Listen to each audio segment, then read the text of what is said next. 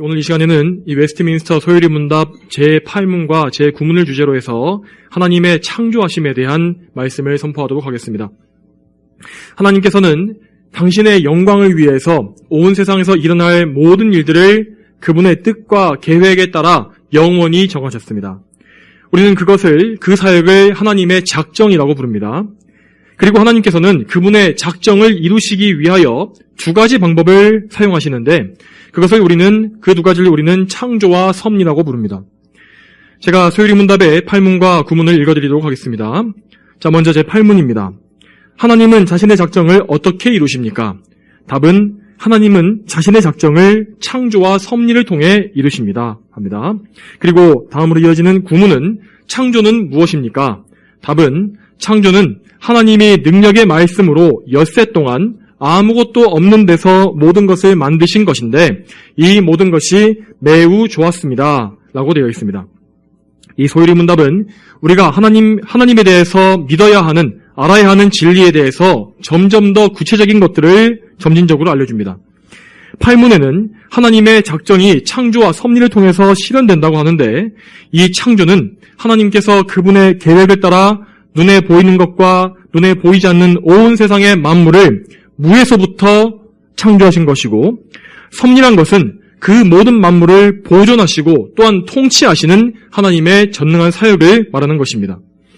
소요리 문답은 창조 교리를 이 만물 전체의 창조에 대한 교리, 이 온 세상에 대한 이 창조의 교리와 또 두 번째로 특별히 인간의 창조에 대한 교리, 이렇게 두 가지로 나누어서 가르칩니다. 그리고 그렇게 창조를 가르친 이후에 섭리를 이어서 가르치는 그런 구조로 되어 있습니다. 그 중에 첫 번째로 우리는 오늘 하나님께서 만물 전체를 창조하신 것, 이 세상 전체를 창조하신 것에 대한 교리를 살펴볼 것입니다. 이 창조에 대한 성경의 말씀은 주로 창세기의 1장과 2장에 기록되어 있습니다. 이 두 장에 나오는 짧은 기록은 이 눈에 보이는 물질 세계와 보이지 않는 영적 세계 전체의 창조를 말해준다고 보기에는 대단히 짧고 간략해 보이는 것이 사실입니다. 당연히 이 모든 기록들은 하나님의 창조 사역에 대한 모든 정보, 그것들을 모두 그림을 그리듯이 완벽하게 다 알려주고 있는 것은 아닙니다. 그렇지만 이 기록은 하나님께서 우리에게 창조에 대해서 알아야 할 필요가 있다고 판단하신 만큼의 충분한 내용을 정확하게 알려주고 있는 기록입니다. 성경의 창조 기사라는 것은 도저히 인간의 머리, 인간의 지혜로 고안해낼 수 있는 내용이 아닙니다. 이 인간의 지혜로 만들어낸 창조에 대한 그런 이야기들은 전 세계 곳곳에 존재하는 창조 신화나 전설 등에서 얼마든지 찾아볼 수 있습니다. 그런데 그런 신화들과 그런 이야기들과 성경의 말씀을 비교해 보게 되면 성경이 얼마나 정확하고 권위 있는 책인지를 금세 알 수가 있습니다. 고대로부터 오는 이 이방 종교들의 온갖 창조 선화들을 살펴보게 되면 그 해당하는 민족과 신을 억지로 높이기 위해서 의도적으로 고안된 이 참 조잡한 이야기들이 가득한 것을 볼 수 있습니다. 또한 창조 과정에 대해서도 구체적이거나 명확한 정보가 전혀 나오질 않고 이 세상의 실제 상태와도 모순되는 그런 내용들을 담고 있는 것이 거의 대부분입니다. 그렇지만 성경의 창조 기사는 이 세상에 존재하는 만물의 질서와 원리가 어떻게 시작되었는지를 정확하게 알려주며 아주 질서정연하게 시간과 순서에 따라서 모든 것이 만들어졌음을 정확하게 말해주고 있습니다. 그리고 무엇보다 중요한 것은 성경이 오직 한 분이신 하나님께서 이 모든 만물을 홀로 무에서부터 창조해내셨음을 선포해 준다는 사실입니다. 이런 것들은 모두 물질과 생명의 기원을 명확하게 알려주고 또한 이 세상이 왜 이렇게 아름다운 통일성과 질서로서 존재할 수 있는지를 우리에게 알려주는 그런 진리입니다. 오늘 우리가 살펴보고 있는 소요리 문답 제9문은 이 창조에 대한 성경 진리를 세 가지 항목으로 나누어서 우리에게 설명해주고 있습니다. 그 세 가지 항목의 첫째는 이 창조가 무에서부터 유를 만들어내신 것이라는 이 사실이고, 둘째로는 이 창조가 6일간 이루어졌다는 사실입니다. 그리고 셋째로는 이 하나님께서 모든 것을 처음에 선하게 창조하셨다, 완벽하게 선하게 창조하셨다는 이 교리를 우리에게 알려줍니다. 먼저 첫 번째로 하나님께서 무에서부터 만물을 창조하셨다는 교리를 살펴보겠습니다. 이에 대해서 소요리 문답은 하나님께서 능력의 말씀으로 아무것도 없는 데서 모든 것을 만드셨다라고 말씀합니다. 자, 우리 인간은 하나님의 형상으로 지어진 피조물이기 때문에 하나님께서 하시는 창조의 행위를 모방할 수 있는 능력을 갖고 있습니다. 그래서 오직 인간만이 다른 모든 동물들과 다르게 창작 활동을 할 수 있으며, 그래서 새로운 도구나 작품을 만들어내고 문명을 발달시키는 어떤 기술을 축적하는 등의 일을 해낼 수가 있는 것입니다. 오늘날에 정말 엄청난 속도로 발전하고 있는 과학 문명을 볼 때에 하나님께서 인간을 얼마나 지혜롭게 지으셨는지가 참으로 놀라울 때가 많습니다. 자, 그렇지만 이렇게 놀랍게 창조된 인간이 제 아무리 탁월한 실력을 발휘한다 할지라도 하나님의 창조 행위는 도저히 흉내낼 수조차 없습니다. 인간은 무엇을 만들든지 항상 그것의 원료가 되는 재료와 도구가 반드시 필요합니다. 반면 하나님께서는 아무 재료도 없이 무에서부터, 아무것도 없는 데서부터 모든 것을 창조하셨습니다. 창조 이전에는 시간과 공간 자체가 아예 존재하지 않았습니다. 그리고 영원 속에서 오직 삼위일체 하나님만이 계셨습니다. 영원 속에서 성부와 성자와 성령께서는 완전한 사랑 안에서 서로 교제하며 자족하셨습니다. 삼위일체 하나님께는 그 안에 일체 어떤 부족함이나 외로움 이런 것이 없으셨습니다. 또한 그분께서 섬김을 받아야 하기 때문에 섬김이 필요해서 피조물이 필요했던 것도 아닙니다. 우리는 하나님께서 세상을 창조하신 이유를 알지는 못합니다. 그렇지만 하나님께서는 그분의 얽매이지 않는 이 자유롭고 선하신 뜻을 따라서 그분의 영광을 위하여 모든 일을 작정하셨고 그 작정에 따라서 창조의 놀라운 역사를 이루어내신 것입니다. 하나님의 창조하심은 완전한 무에서부터 나온 것이기 때문에 뭔가를 모방하거나 누군가의 도움을 받은 것이 전혀 없었습니다. 그분의 창조는 완전히 새로운 것이었고 오직 하나님만이 홀로 행하신 것이었습니다. 우리는 이 무로부터의 창조 교리를 반드시 알고 믿어야 합니다. 이것을 그냥 너무 쉬우니까 그냥 지나가는 듯이 듣고 말면 안 된다는 것입니다. 자, 물질은 악한 것은 아닙니다. 하지만 원래는 없다가 생겨난 것이기 때문에 결코 영원하지 않습니다. 하나님께서는 장차 이 모든 물질 세계를 모두 불태워 없애실 것입니다. 우리가 이 사실을 잘 모르게 되면 물질에 영원한 가치를 두고 있는 유물론 철학, 이 철학에 빠져서 공산주의나 사회주의의 사상에 물들기가 쉽습니다. 이 세상에 영원한 소망을 두고서 이 세상에 낙원을 건설하겠다고 하는 그런 망상에 빠질 수가 있다는 것입니다. 또 오늘날의 많은 과학자들은 우주의 시초가 거대한 폭발이 연속되면서 팽창하고 생성되었다는 가설을 믿고 있는데 정작 그들에게 그 폭발을 일으킬 물질은 도대체 어디서 나온 것이냐고 물어보게 되면 제대로 된 답을 주지 못하고 온갖 상상력을 동원해서 궤변을 늘어놓는 것을 볼 수 있습니다. 사실 그들은 하나님께서 무에서부터 모든 것을 창조하셨다는 이 진리만 빼놓고는 모든 것을 다 믿으려고 할 것입니다. 이처럼 타락한 인간은 그 본성이 완전히 부패해서 하나님을 대적하는 온갖 생각들을 쏟아내곤 합니다.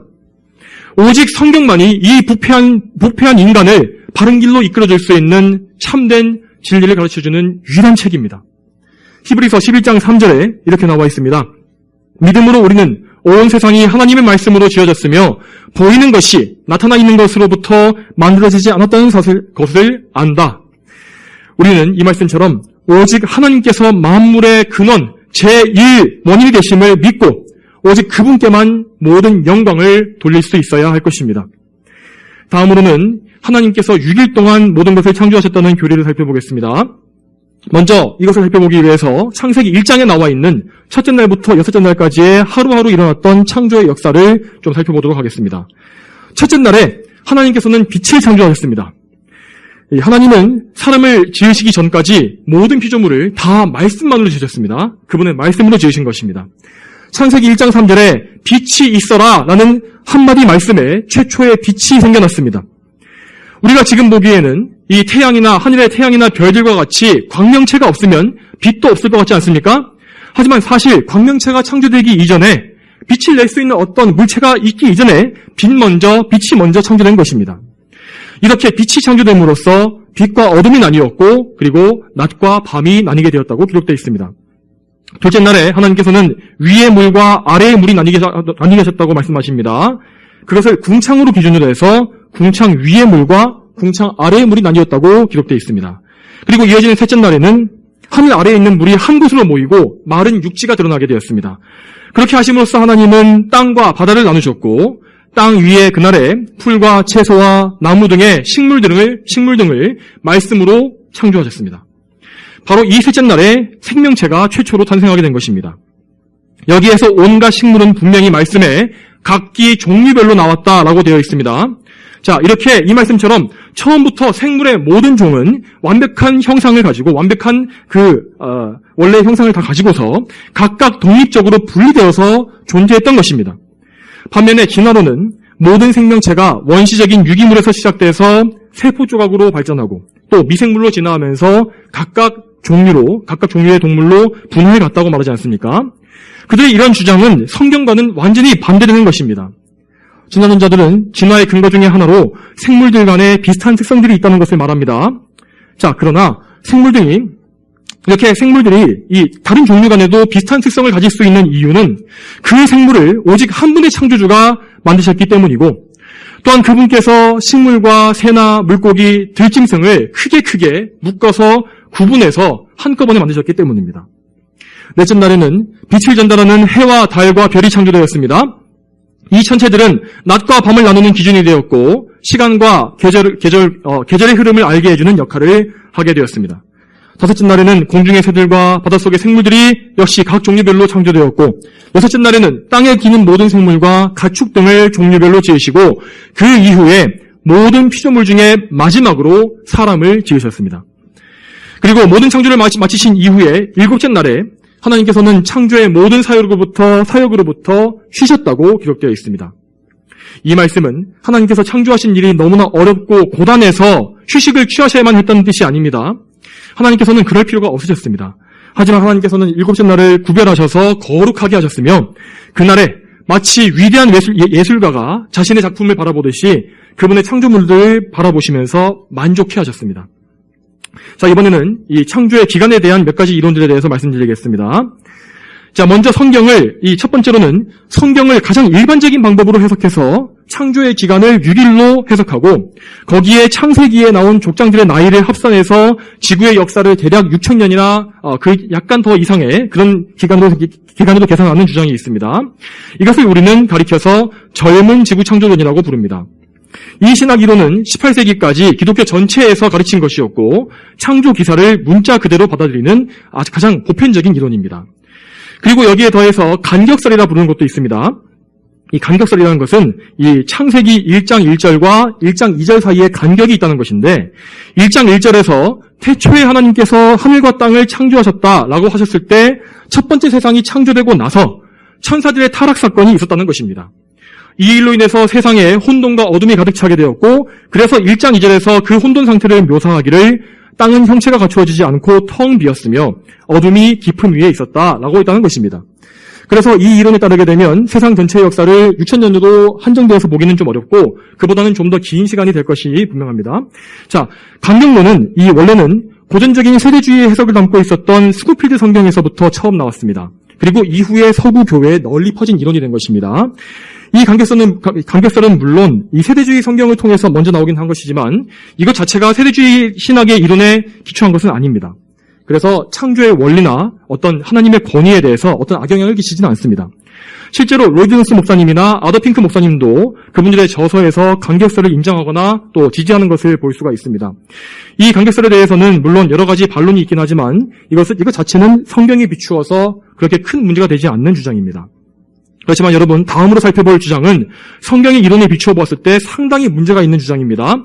그것은 6일간의 창조라는 이 교리에서 하루를 24시간으로 보지 않고 아주 긴 시간으로 보는 그런 신학 이론입니다. 이 주장을 하는 사람들은 창조가 사실은 오랜 시간 동안, 6일이 아니라 오랜 시간 동안 진행되었다고 또 주장하며 이 창조 기사에 나와 있는 하루, 이 날은 상징적이고 문화적인 표현이라고 그렇게 생각을 합니다.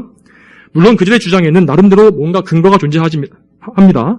그렇지만 그들의 주장을 따르게 되면 전체적인 창조의 기록이 대단히 무질서해지고 부정확해질 수밖에 없습니다. 창세기 1장에서 날이라고 쓴 히브리어 단어는 그 1차적인 의미가 24시간의 하루를 가리키는 것이 분명합니다. 그리고 창조의 6일은 하루하루가 지날 때마다 저녁이 되고 아침이 되니라는 설명을 반복해서 마치는 것을 볼 수 있습니다. 저녁과 아침이라는 이 단어를 달리 해석할 만한 여지가 전혀 없습니다. 만일 이 저녁과 아침이라는 이 단어에 수천 년 혹은 수백만 년의 시간이 거기에 들어가게 된다면 저녁이 된 이후에 그 엄청난 세월 동안에 어둠만 계속되었다는 말이 되지 않겠습니까?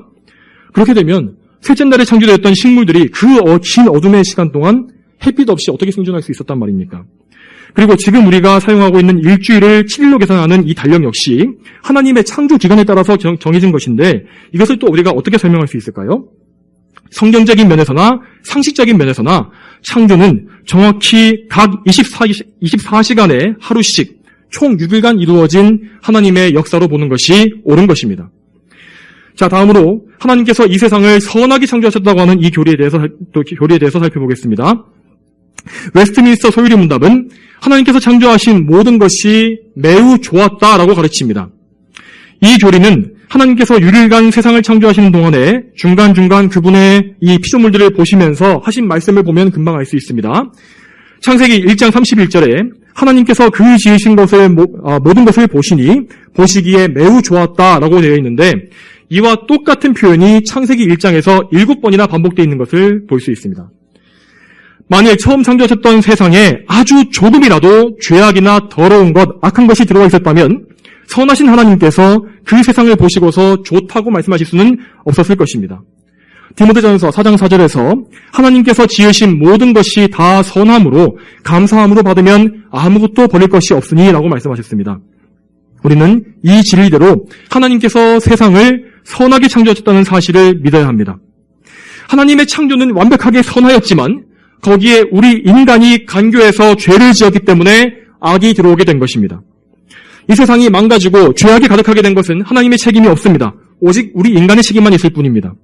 우리는 이 사실을 바르게 알고 이 세상에 속한 것들을 감사함으로 선하게 쓸 수 있는 지혜를 가져야 하는 것입니다. 이 성경이 세상을 멀리하라고 가르치는 것은 세상에 소망을 두지 말라는 것이지 세상을 완벽하게 배척해버리고 단절시키라는 그런 의미가 아니기 때문입니다. 실제로 종교개혁 이후에 개신교인들은 이 진리를 바르게 믿었기 때문에 그들이 가진 모든 직업들을 하나님께서 주신 소명으로 완벽하게 믿었습니다. 그래서 하나님의 영광을 위해서 열심히 그들이 일할 수 있었던 것입니다. 그리고 그들은 이 세상의 곳곳을 개척하고 문명을 발전시키는 일에도 주저하지 않았습니다. 이 서구 기독교 문명은 이렇게 성경의 진리를 기초로 했기 때문에 크게 발전할 수 있었고 모든 면에서 다른 이방 종교의 문명을 압도하는 큰 세력을 형성하게 된 것이었습니다. 자, 이상으로 우리는 이 소유리 문답 제8문과 9문에서 가르치는 모든 교리를 다 살펴보았습니다. 이제는 우리가 이 배운 교리를 적용하기 위해서 창조 교리를 올바르게 아는 데서 오는 유익이 무엇인지를 살펴보도록 하겠습니다. 자, 먼저 우리는 창조의 교리를 알므로써 하나님의 영광스러운 성품을 더욱더 잘 알 수 있게 됩니다. 우리가 배운 대로 이 세상은 원래 선하게 창조되었고 타락하기 이전의 세상은 하나님의 영광을 온전히 드러내고 있었습니다. 이렇게 피조물들을 통해서 하나님에 대해서 알 수 있는 것, 이 계시를 일반 계시라고 부릅니다. 타락 이전의 인간은 일반 계시를 통해서도 이 전 세계가 온 세상이 타락하지 않았기 때문에 일반 계시를 통해서도 하나님을 온전하게 알 수가 있었습니다.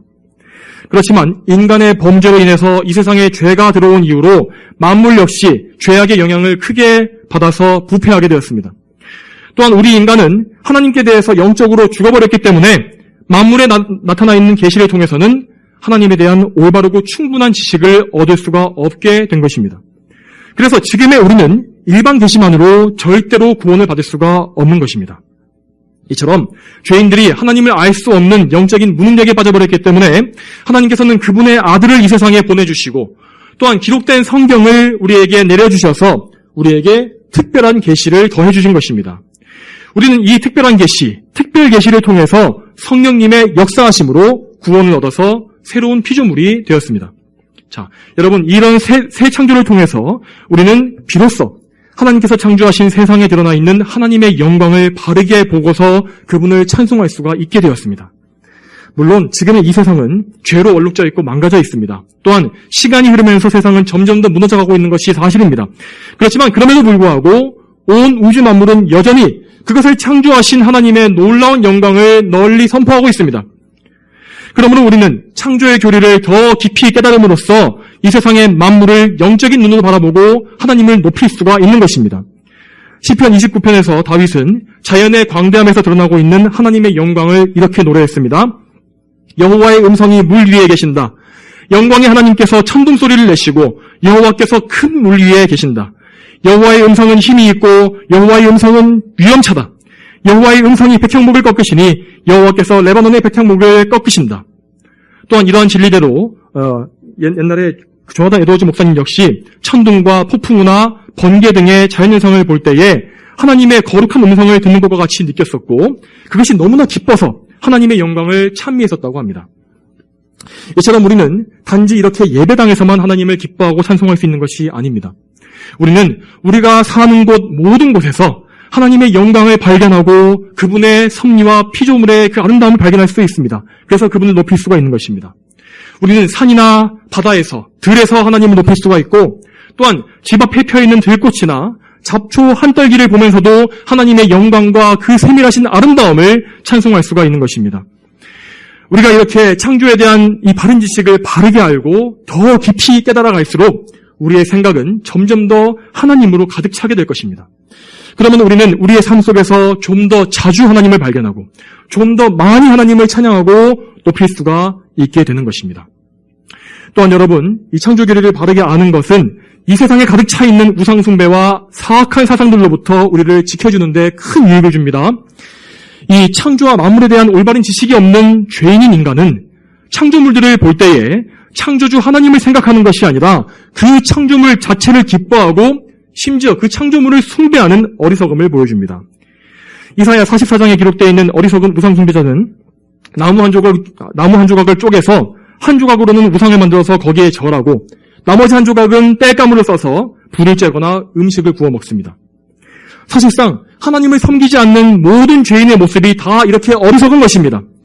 칼빈의 말대로 사람의 마음은 정말로 우상을 만들어내는 공장과 같아서 죄인들은 하나님께서 그들을 위해서 마련해 주신 온 세상을 수없이 많은 우상들로 가득 채워버렸습니다. 또한 이 세상에는 우상 숭배만 있는 것이 아닙니다. 창조를 부정하는 사악한 사상들도 생각들도 이 세상에 얼마나 많습니까? 옛날부터 많은 사람들은 하나님께서 지으신 이 물질 세계에 대해서 아주 왜곡되어 있는 생각을 많이 퍼뜨려 왔습니다. 어떤 사람들은 물질이 영원하다고 말하면서 물질 자체를 숭배하는 사상을 가졌었고 또한 고대의 영지주의자들은 물질을 반대로 악하다고 말하면서 예수님의 성신을 부정했었습니다. 어떻게 선하신 하나님께서 이렇게 더러운 물질로 되어 있는 육신을 입을 수 있겠느냐라는 것이 그들의 주장이었습니다. 자, 이렇게 물질을 악하게 보는 이러한 사상은 로마 카톨릭에도 영향을 주어서 지금도 성직자들에게 결혼을 금지하는 교리가 그렇게 해서 나온 것입니다. 자, 그리고 무엇보다 오늘날 이 현재의 세상은 찰스 다윈에게서 시작된 진화론이 완전히 다 지배하고 있는 그런 세상이 아니겠습니까? 사실상 기독교인들을 제외하고 모든 사람들이 이 단지 엉성한 가설에 불과한 거짓말에 불과한 이 진화론을 과학이라고 포장해놓고 전적으로 신봉하고 있습니다. 사람들은 이 진화론에 따라서 자기 자신을, 이 존귀한 인간인 자신을 세포 쪼가리에서부터 시작돼 진화되어서 만들어진 고깃덩어리 정도로 취급하고 있습니다. 그렇게 함으로써 그들은 자신들에게 있는 하나님의 형상을 완전히 부인하고 무엇보다 하나님을 완전하게 부인하는 악행을 저지르고 있는 것입니다. 이러한 사악한 사상, 이런 사악한 가설이 워낙에 대체 불가능한 것으로 신봉되고 있다 보니까 교회 안에서조차도 세상의 눈치를 보고 있는 어리석은 배교자들이 유신진화론이라는 것을 이런 악독한 사상을 만들어서 교회 안에 퍼뜨리고 있습니다. 유신진화론이라는 것은 하나님께서 이 세상의 기초적인 부분만을 창조해 놓으시고 그것을 가지고 오랜 세월에 걸쳐서 진화라는 섭리 과정을 통해 현재의 세상을 형성하셨다는 그런 주장입니다. 이런 것을 주장하는 자들은 교회가 진화론을 배척하는 것 때문에 멸시당하는 것이, 세상에서 무시당하는 것이 싫어서 이러한 새로운 혼종을 만들어낸 것입니다. 유신진화론은 성경을 완벽하게 부정하는 사악한 이단임에도 불구하고 오늘날 많은 사람들이 이것을 성경과 과학을 조화시키는 좋은 시도로 생각하면서 교회 여기저기에 퍼뜨리고 있는 것이 오늘날의 현실입니다. 진화론의 악한 생각은 점점 더 인간의 가치를 떨어뜨려서 이제는 인간보다 자연과 동물이 더 귀하게 여겨지는 그런 세상이, 그런 미친 생각이 사람들의 마음을 서잡고 있습니다. 많은 사람들이 개나 고양이나 돌고래의 죽음에는 통곡을 하면서도 사람의 죽음에 대해서는 눈 하나 깜짝하지 않고 무덤덤합니다. 여러분, 이런 것들이 솔직히 우리에게는, 성도인 우리에게는 대단히 황당하게 보이고 우스워 보일 것입니다. 그렇지만 이런 사악한 사상들은 정말로 빠르게 퍼지면서 많은 사람들을 파괴하고 잠식한다는 그런 무서운 속성이 있습니다. 우리 자신들은 이렇게 말씀을 들으면서 어떻게든 믿음으로 바로 설 수 있을지 모르지만 우리가 정신을 차리지 않으면 우리의 자녀들이나 가족들은, 우리의 친지들은 얼마든지 세상의 악한 사상에 빼앗겨버릴 수가 있다는 것입니다. 우리는 창조에 대한 올바른 지식과 믿음을, 신앙을 굳게 지킴으로써 우리 자신과 우리의 자녀들과 가족들과 우리 주변 사람들을 이 세상의 죄악된 사상으로부터 건져내 줄 그런 필요가, 의무가 있습니다. 오늘 본문인 요한계시록 4장 11절을 다시 보겠습니다. 우리 주 하나님이시여 영광과 존귀와 능력을 받으시는 것이 합당하시니 이는 주께서 만물을 창조하셨고 만물이 주님의 뜻대로 있으며 또 창조되었기 때문입니다. 라고 하였다. 우리는 이 성경의 진리를 우리 자신이 먼저 확실하게 믿고 또한 우리 후손들에게 가르치며 또한 주변 사람들에게 전파해 주어야 합니다. 그렇게 함으로써 우리는 우리 주 하나님께서 영광과 존귀와 능력을 받으시기에 합당하시다는 이 사실을 고백한 사람답게 살 수가 있는 것입니다. 성도 여러분, 오늘 들으신 이 말씀을 잘 기억하시고 마음속에 새기시기 바랍니다. 그렇게 함으로써 저와 여러분이 성경의 진리를 굳게 더 잘 믿어서 하나님께 모든 영광을 올릴 수 있게 되기를 축복합니다. 다 함께 기도하시겠습니다. 거룩하신 아버지 하나님, 오늘도 이렇게 성경의 진리와 또한 웨스트민스터 소유리 문답의 그런 교리들을 통하여서 하나님의 거룩한 말씀을 듣고 또 알게 하시니 참으로 감사합니다.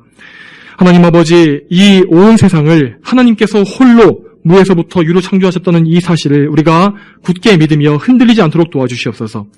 또 우리 자신만 믿는 것이 아니라 우리 주변의 어리석게 속고 있는 자들에게 이것을 알려주고 또 우리의 후손들과 우리의 가족들에게 이것을 알리고 가르침으로 말미암아 정말 참으로 우리가 이것을 고백한 사람답게, 신앙을 가진 믿음의 사람답게 살 수 있도록 주여 인도해 주시기를 소망합니다.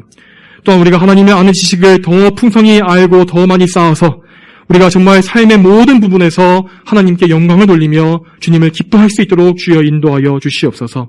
감사드리며 예수님의 이름으로 기도 올립니다. 아멘.